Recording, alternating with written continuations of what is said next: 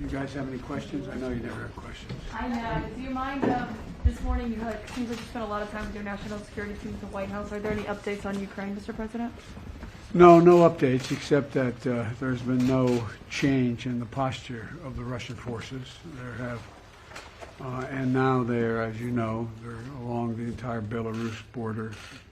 And I made it clear to, early on, to President Putin that if he were to move into Ukraine, that there'd be severe consequences, including significant economic sanctions, as well as I'd feel obliged to beef up our presence, NATO's presence on the Eastern Front, Poland, Romania, etc. And but I see, I was watching one of you on television pointing out the fact that, and I think you got it right, whoever it was, I'm embarrassed, I don't remember who, saying that this is all Putin. I don't think even his people know for certain what he's going to do. Would you ever see yourself personally sanctioning him if he did invade Ukraine? Yes. You would? I would see that. What would it take to trigger the deployment of the 8,500 troops that you've put on high alert? And what's your message to those forces that are on high alert?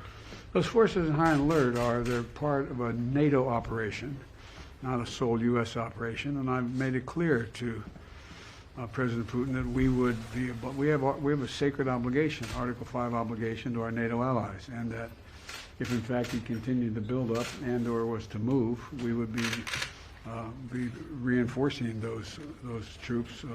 And I've spoken with every one of our NATO allies in person, not person, virtually, and we're all on the same page. We've got to make it clear that that there's no reason for anyone, any member of NATO, to worry whether or not NATO would come to their defense.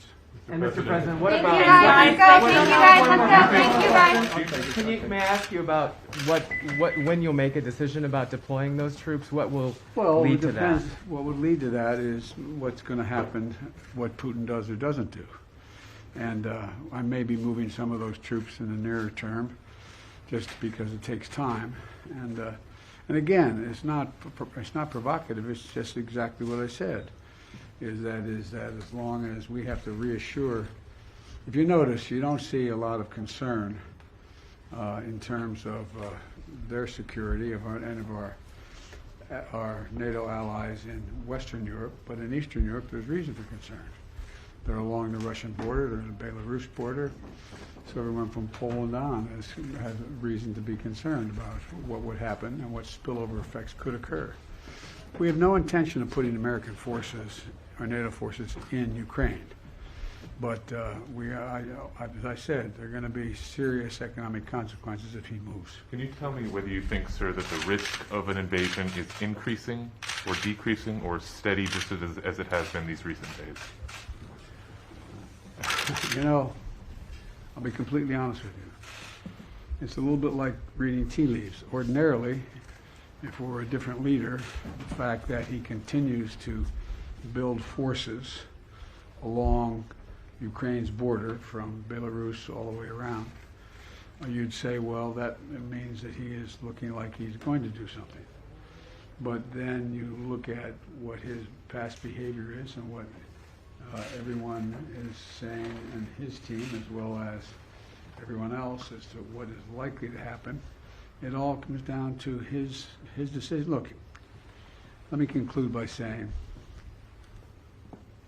there will be enormous consequences if he were to go in and invade, as he could, the entire country, or a lot less than that as well, for Russia, not only in terms of economic consequences and political consequences, but it will be enormous consequences worldwide. This would be the largest, if he were to move in with all those forces, it would be the largest invasion since World War II. It would change the world. Thank you guys. Thanks guys. Let's go. Thank you guys. Let's go. Thank you guys. You guys, come on. Let's go. Thank you. There is not going to be any American forces moving into Ukraine.